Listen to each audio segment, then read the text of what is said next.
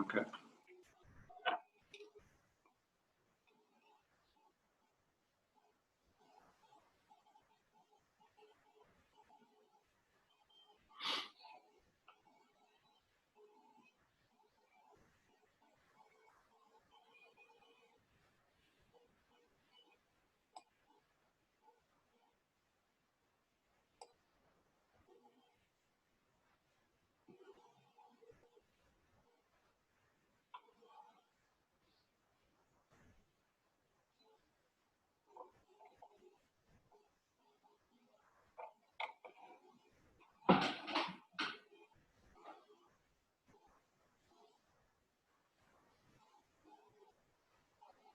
Okay, let's go ahead and get started. People are still trickling in.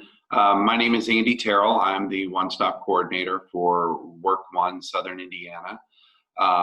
Thank you for coming today. I'll repeat an instruction. If you would introduce yourself in the chat, if you're from and where you're from, and if you're from one of our regional high schools or school systems, just let me know what school you're from. I would appreciate that. I'm really excited to have Sarah here today. I will tell you very quickly that I used to work with her at Kentuckiana Works, and I attended a couple of different talks she gave. And as someone who struggled mightily with microeconomics in college, she made it very, very simple and easy to understand. So I'm thrilled to have her here today to talk about the online resources and things that you will be able to use to help students and your clients or customers as they're looking for a new career. Maybe they're looking for what career they want to do and they would like to stay here, because that's a big thing. We would love to have all these kids stay here and find the kind of work they want to do, which is one of our goals.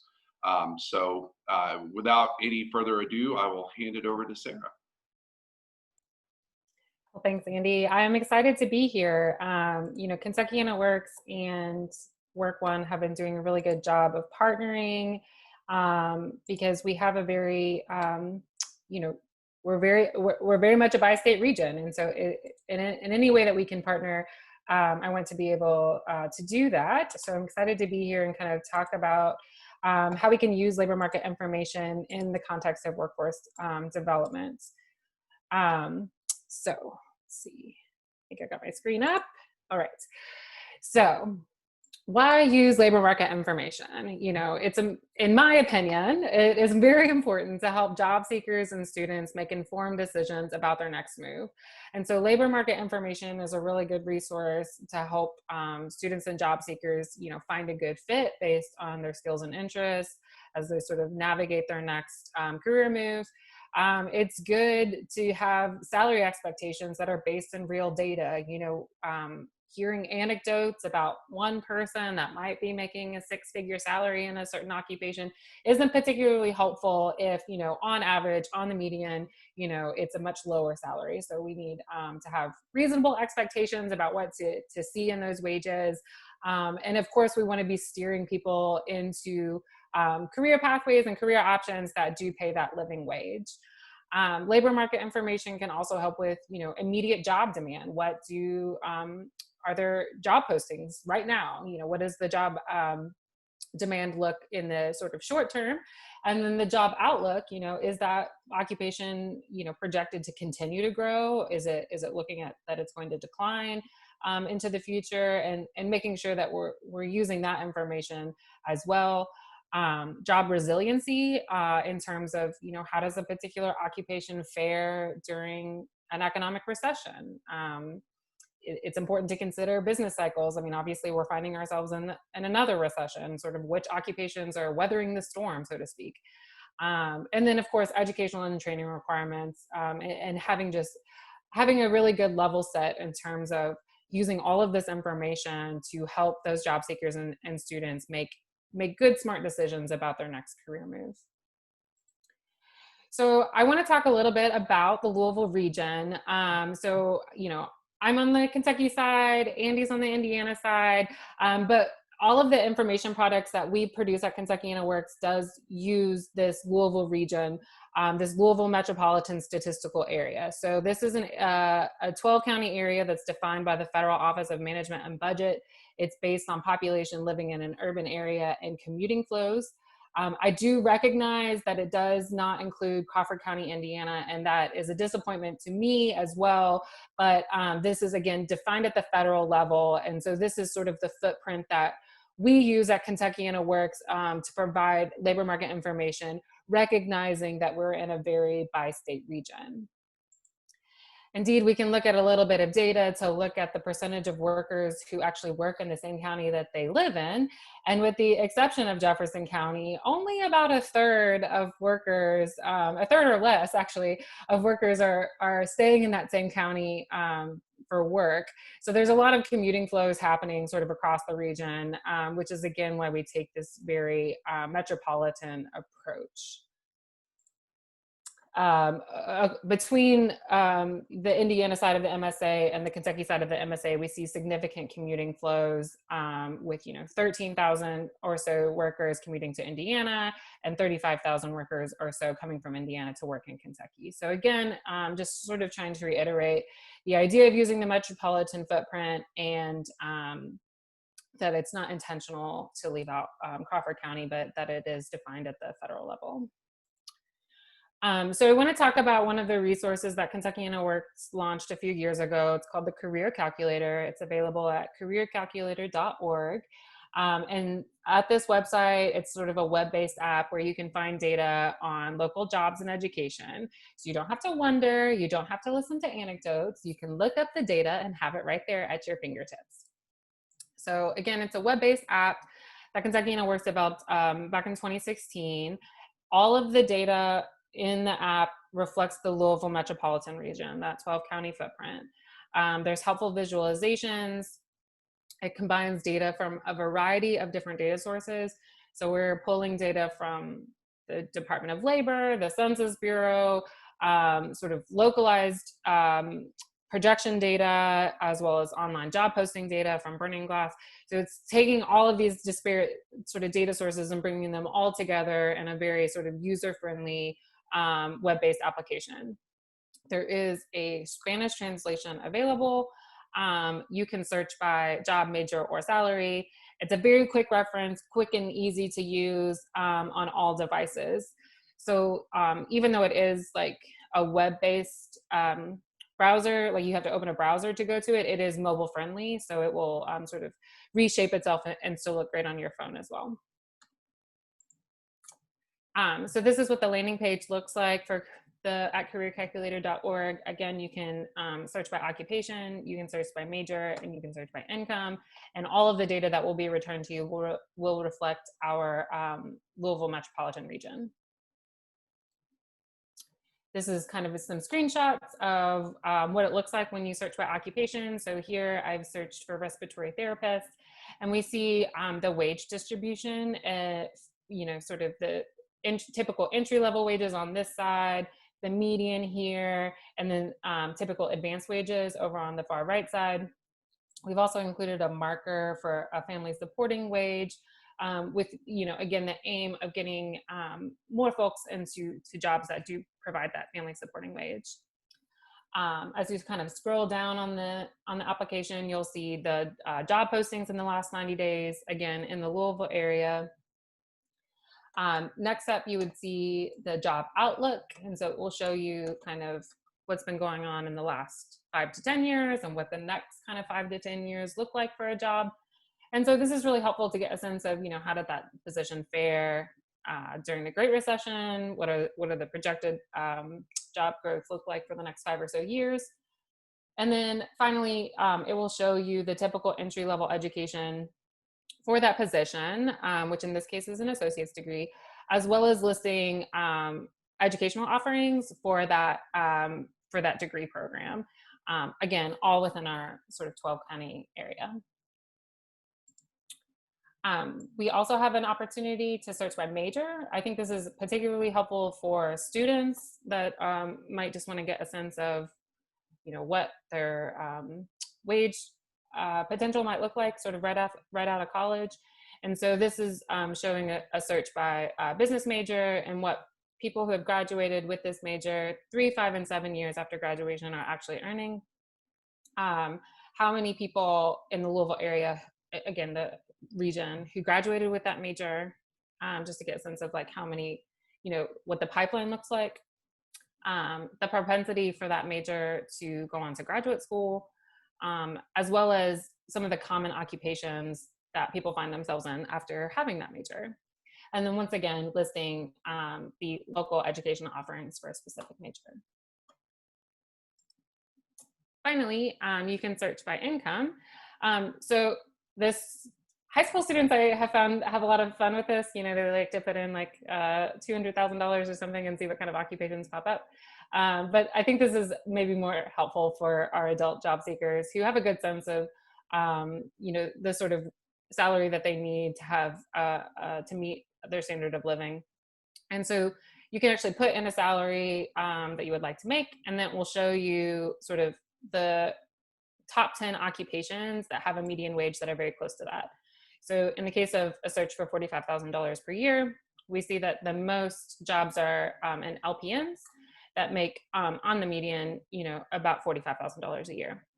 And then these are all live links. And so when you click on a link, when you're on the page, it will go back to that occupation page. And so it's all sort of integrated, very easy to use. And so I think it's a very helpful tool for people that just want to get a glimpse of what the sort of demand looks like, again, for those that are looking to stay within our region.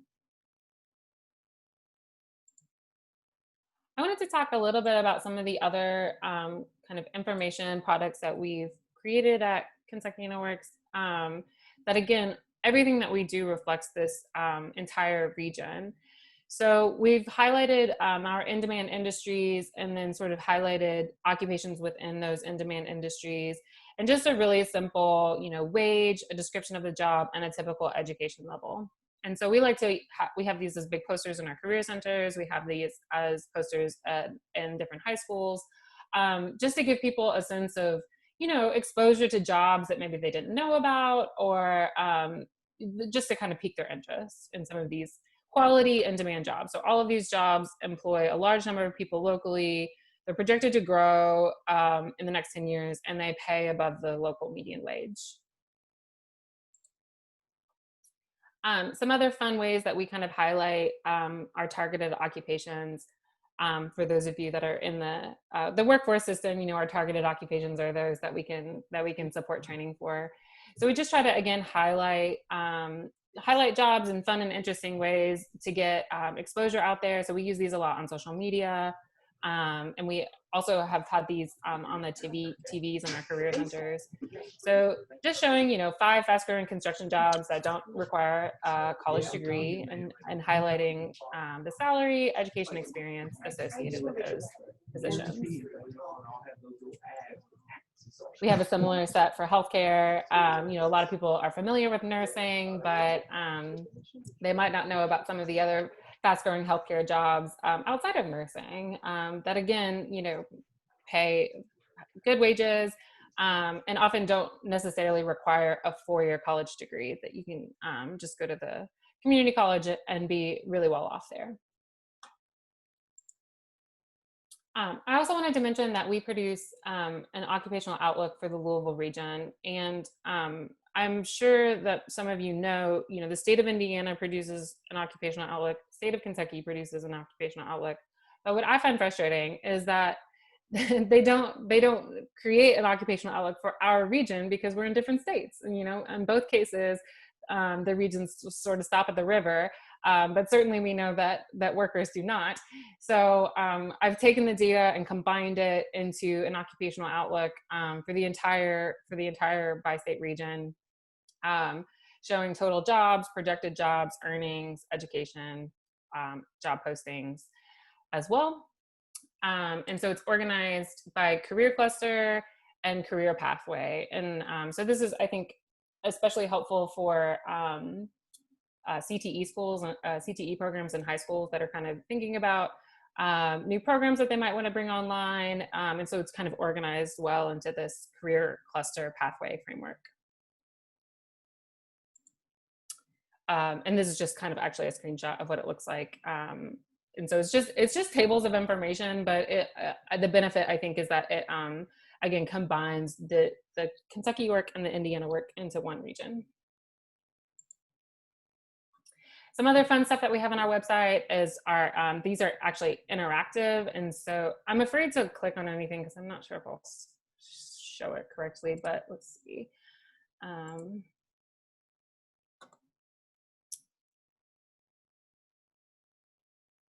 Okay, hopefully, can you still see this? Can someone confirm? Yes, yes, okay. So when you kind of scroll through, it'll be interactive and you can hover over it and see data this way. And so this is the one for nursing. It highlights RNs, nursing assistants, LPNs, and nurse practitioners, and just has a ton of LMI in terms of what the projected growth looks like. And again, it's all fun and interactive to hover over. You can see educational attainment of nurses, the skills wanted as well. And these come from job posting data, experience that's typically required, and then wages as well, and some other characteristics that we've pulled from census data. And so we've done this for nursing, as well as advanced manufacturing and IT. And so those are all available on our website in a very interactive format. I also want to be sure to mention, though, you know, there's a lot of good national products out there. And so while we're very proud of what we've done at Kentucky InnoWorks and making localized data available, mynextmove.org is great and definitely worth using, especially for those job seekers that might be interested in not necessarily staying in the region. And so this has a lot of the same information as the career calculator, but it also has this like quiz that you can take to sort of match your skills and interests with particular occupations. And so again, it's a very similar format to the career calculator. We took a lot of inspiration from it, but it's all at the national level. I wanted to mention that we do have a monthly newsletter if you'd like to subscribe and sort of see, we do a monthly snapshot for the region, as well as usually a blog post about something that's going on in the economy. As you might imagine, a lot of the blog posts these days have to do with COVID-19. And so this is our website, kentuckyinnoworks.org/LMI. All of those LMI resources that I've mentioned are there. Our latest research and blog posts are there as well as the monthly newsletter sign up. So I just wanted to pause for a moment here and see if anyone has anything. Let's see. Yes, I'm just bringing up the chat. I will definitely send out the slide deck. So I just wanted to pause for a moment here and open it up and see if anyone has any comments or thoughts or impressions about experiences that they have had using LMI or anything else. I just kind of wanted to open it up for a little bit to see if anyone wanted to share either in the chat or verbally any experiences that they have in using labor market information. Stop share for a second. Sarah, this is Alan Taylor at Prosser Career Center. I have a question. Can you hear? Absolutely. Okay. Two questions. One, you were showing the by sector, like the construction, say by sector, and then heading electrician, plumber, and so forth. Can you get to that through the career calculator, or do you have to go through Kentucky InnoWorks to get to that? No, so the career calculator, you can search by individual occupation. I guess since I was successful in sharing my screen, I can, you never know how these are gonna go. So let me share this one. So when you go to careercalculator.org, so you can actually just put in electrician, if I can spell. And so you'll see, so that screenshot that I was showing, you'll actually just see this, this data on electricians, the wage distribution, job postings, the projections, and then these educational offerings. So some of the other stuff that I was showing in terms of some of the like infographics, or I don't know, whatever you want to call it.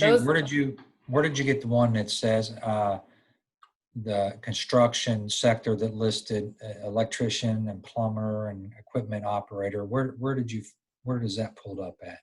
Yeah, so that's probably from our website. It's at Okay. KentuckyInnerWorks.org/LMI. But they're all like high-res PDFs that you can save Okay. and download and make copies of. Is there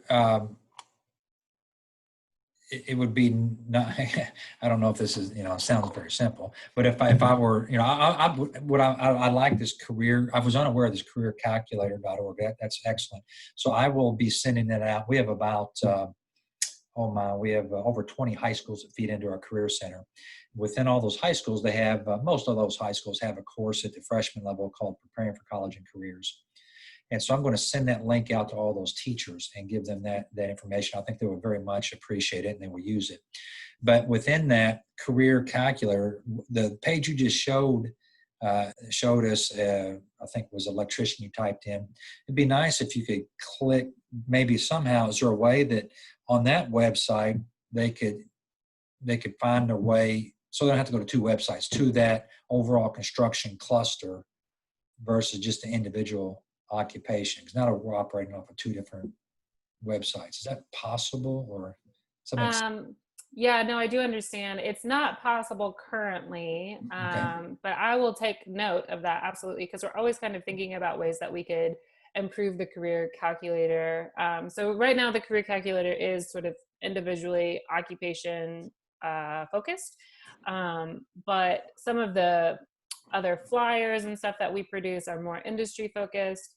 But I could see where combining some of the industry overall would be helpful. So, Well, would it be, you might be able to, so if you're in your website, the Kentucky At Works website, say I'm on that construction sector, at the bottom, and I've called it up, I'm looking at it, it references the career calculator, but can that be made an active link so a person that started there then could click, select to go right into that career calculator off of that page?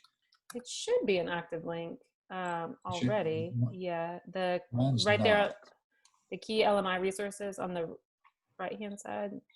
Are you at KentuckyInnerWorks.org/LMI? I'm actually looked at the construction sector page. Oh, okay. Oh, okay. I Down understand. at the bottom of that page, it gives you the link, but yeah, an active link, maybe that's a way to kind of connect in some manner. That's just a thought. My other thought, and this might be a little bit of a stretch, and then I'll back out and let others speak. But somewhere, I think it was on your Kentuckiana Works page, that at the homepage, local jobs and education data for the Louisville region. Would it be appropriate to say Louisville and Southern Indiana region? Because does everyone on Indiana side know that is including them and not just Louisville, Kentucky, but it's the Louisville, Southern Indiana region? Not everyone understands. Just a thought. Yeah, no, I appreciate that feedback as well, because you're right. I mean, I think I'm in this data so much that I just can't help but think about Louisville as the entire region, because like I showed, there's so much commuting. But if we're wanting our folks on this side of the river to really understand that this is information for your region and Louisville region. It's not just Louisville. And so whether we list the counties the data is from, this data is composed from the counties of, and we list it, or we list, just right up on the front homepage, Louisville and Southern Indiana, somehow just identifying it's not just Louisville, Kentucky. Even for the Kentucky people, it's right. Where's this data being composed from? So just a great points. Yeah, no, I appreciate the feedback. Absolutely.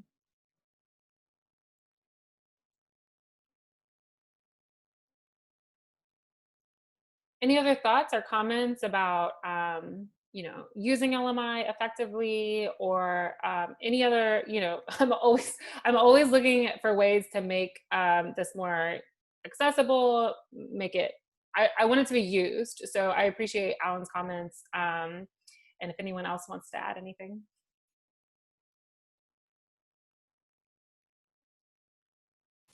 I suspect when I send this out to our high school teachers, I think you'll see a lot more activity on it. I think they'll use this.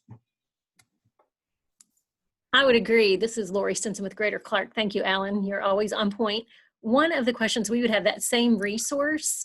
We aren't seeing any careers related to public service. Is that because there aren't jobs or because it's not an area where you are collecting data? So that's a great question. No, there is not data on public service, and this is a little bit wonky, I think, for the workforce system. So, you know, our federal funding stream requires us to identify in-demand industries and kind of focus on a set of core industries.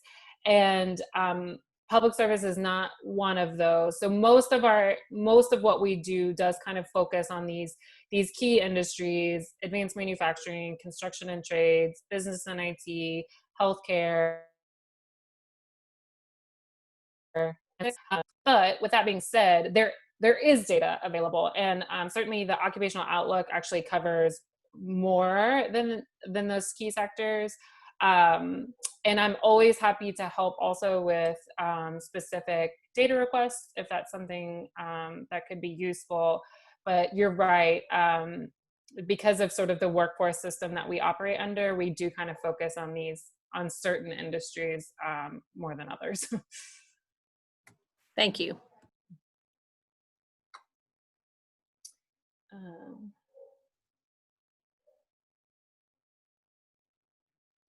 So I'm looking at a question from Linda.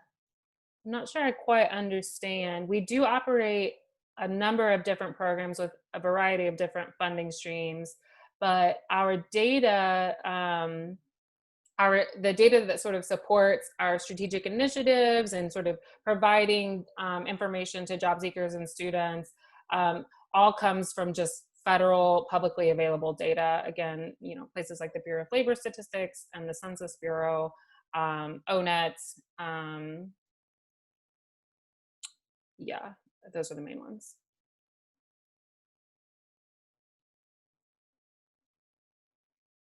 Sarah, there was something about typing in careercalculator.org and it says not available.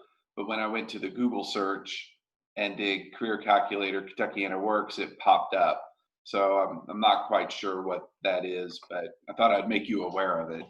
Yeah, I'm seeing that in the chat now too. I do not know what that is, but noted. And yeah, I was able to pull it right up. I'm not sure. Sorry about that.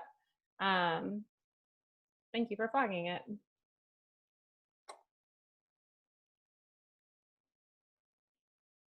Okay, well, please keep going in the chat. But I did think, so I love to make information products, think it creatively about how we can get labor market information, which can be a little bit boring, into the minds of people that are making career choices so that they have good information to do that. But another big part of what I do is just kind of look at what's going on in the economy. And so I thought if there was time remaining, it seems like there is, that I would spend some time talking about that. So just giving you a data overview. So let me see if I can share my screen once again. Okay. So again, another big part of what we do is to highlight challenges within our workforce system using data. So this shows, all of these charts say Louisville, and I fully take your note, but again, everything that we do does reflect that MSA region, the metropolitan region. And so I'm gonna be more conscious of this going forward. But this bar chart shows the median wage for Louisville and a selection of peer cities that it likes to compare itself to. And so you can see Louisville ranks pretty low in terms of the median wage as compared to our peer cities, and much lower than the US median wage. And I show this slide sometimes and people are like, oh, but what about our low cost of living, right? It's so cheap to live here. What about that? So let's adjust for the cost of living. And Louisville is still very close to the bottom. So when we think about the competitive edge of the Louisville region as compared to some of these other peer cities, you know, in the Midwest, And in the South, the wages in Louisville are lower. And, if we look at our major occupation groups, we can see that the 5 largest major occupation groups all pay less than the region's median wage. And so clearly this is a drag on the region's overall wage, which is of course going to affect, standards of living in our region. So then I guess it shouldn't be too surprising if we drill down even further to specific occupations. The 10 largest jobs in our metropolitan region account for 25% of our overall employment. And 6 out of 10 of those occupations pay less than $30,000 a year, and 8 out of 10 pay less than $36,000 a year. So with the only ones sort of being larger than that wage threshold are registered nurses and general managers. Another big highlight that I tried to make when we think about workforce and labor force participation is the affordability of childcare. Childcare is very expensive. The MIT Living Wage Calculator is a great resource for sort of understanding the basic costs of needs to get by in our region. And the lowest childcare option is more than $6,000. And, a single mother that finds a job as a receptionist paying $12 an hour wouldn't qualify for childcare assistance in Indiana or in Kentucky, actually. She would spend, 25% of her income on childcare alone. But the Department of Health and Human Services says that affordable childcare should mean that you pay no more than 7% of your income on childcare. So clearly this can be a huge barrier for women, especially trying to enter the labor force. We've also looked a little bit about the impact of automation because there was a report that came out last year about how Indiana and Kentucky are most at risk for job loss due to automation.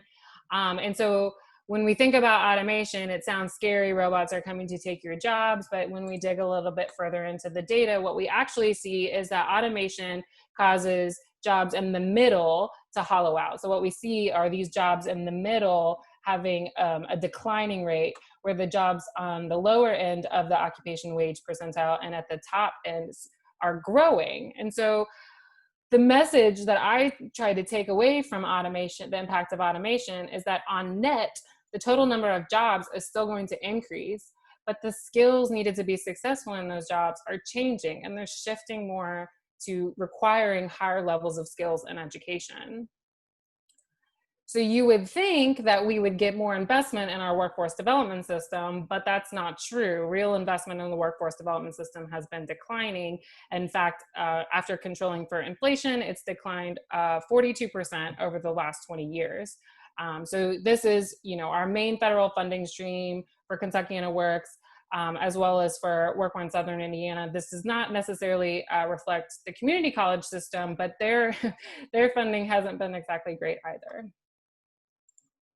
And when we compare the United States to other countries throughout the world, we can see that public spending as a percentage of our GDP is very low compared to other countries throughout the world.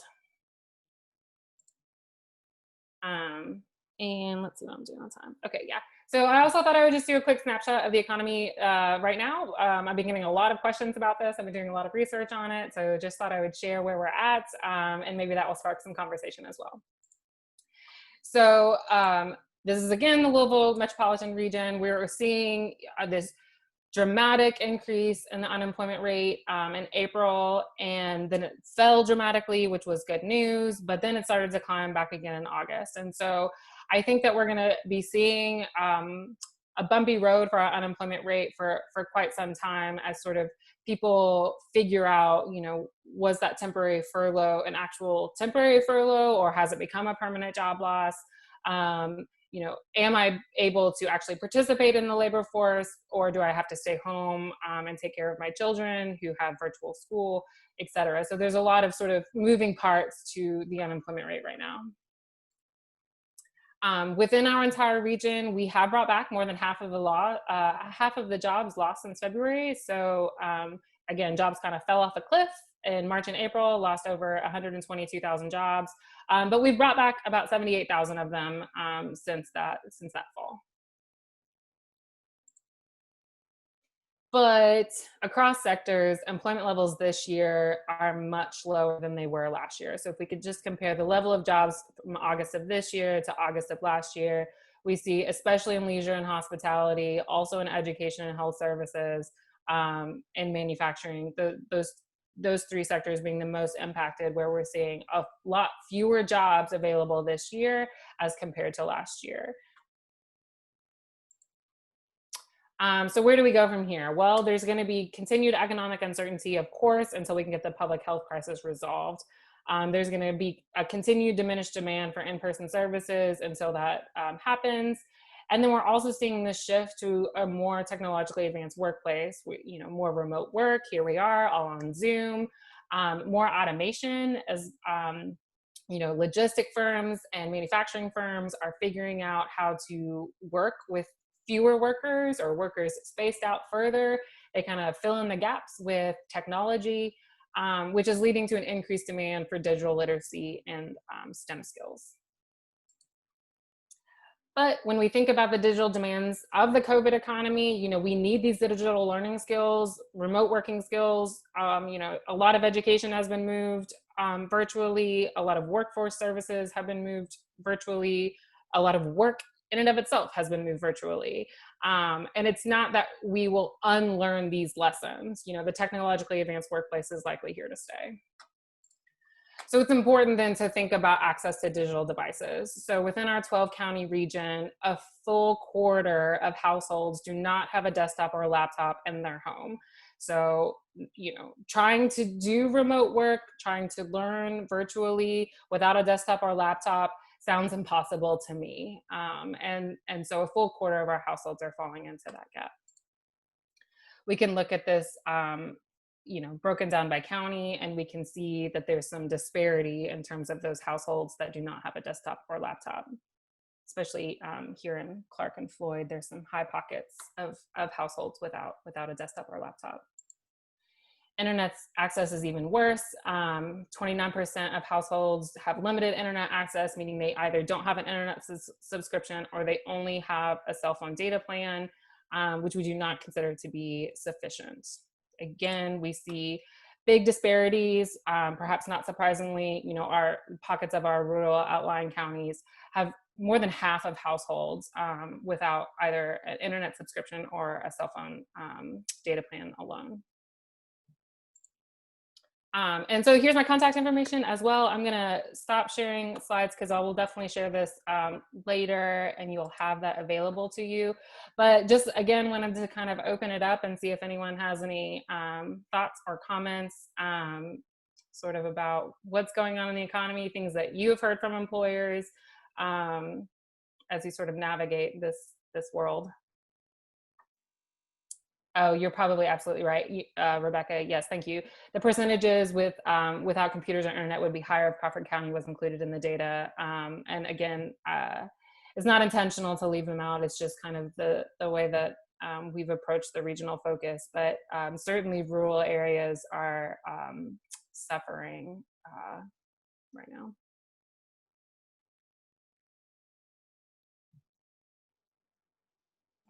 Do you see any shifting from, I know especially in the greater Louisville area, hospitality was huge. I mean, that's a big part of the economy, and to an extent in Southern Indiana as well. But it doesn't have to be just about hospitality, but do you see shifting from certain sectors to other sectors because of this pandemic? Yes, thank you, Andy, for bringing that up. I think that we're, not only our region, but really our entire country is in for, economists call it a reallocation shock, right? Where like your industry, it's not really clear how quickly leisure and hospitality jobs, and yes, hotels, but also just food service, in-person, any kind of in-person services, all of the services that, you took advantage of when you were not in your own home. Uber drivers, food service, hotels, business travel has also diminished significantly. So, and it's not really clear how quickly, if at all, those jobs will return.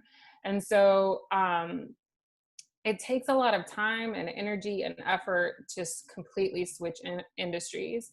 And I think this is where labor market information can be really helpful in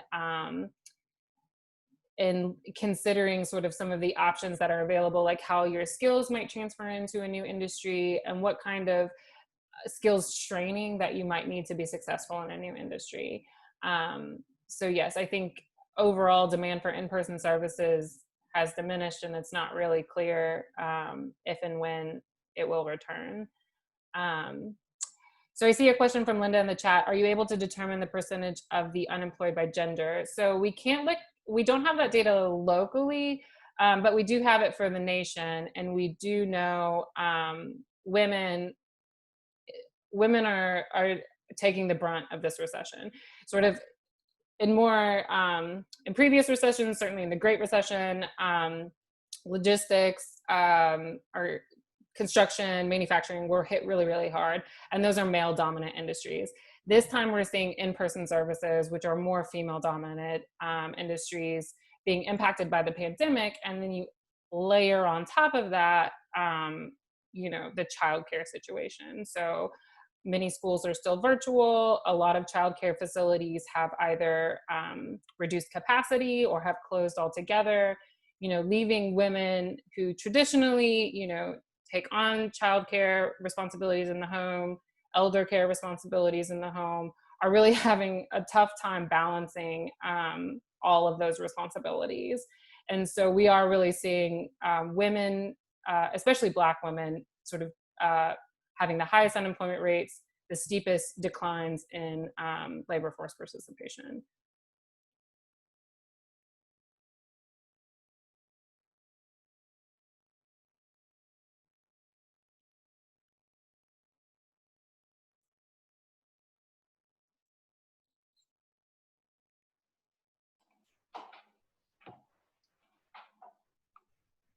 Does anyone else have any questions or thoughts for Sarah?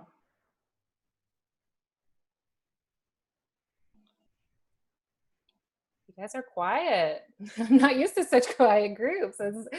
But again, I'm available. If you do have additional questions, we do again have some fun blog posts if you want to learn more about kind of the COVID economy, sort of.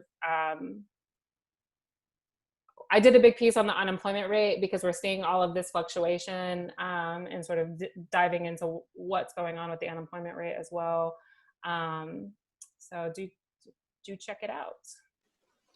Sarah, this is Carrie with the Work One office in Southern Indiana. I just wanted to say thank you. It's great information and access to some tools that even working as a counterpart across the river that I was not 100% familiar with. So thank you so much for sharing.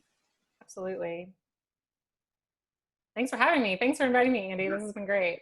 Again, Kentucky Interworks and Work One, we're trying to just make sure that we're collaborating as much as possible. Yeah, absolutely. Well, thank you, Sarah, very, very much. I appreciate it. She will get me the slides, the presentation, and I will get that out to everyone. I hope that this was useful for you.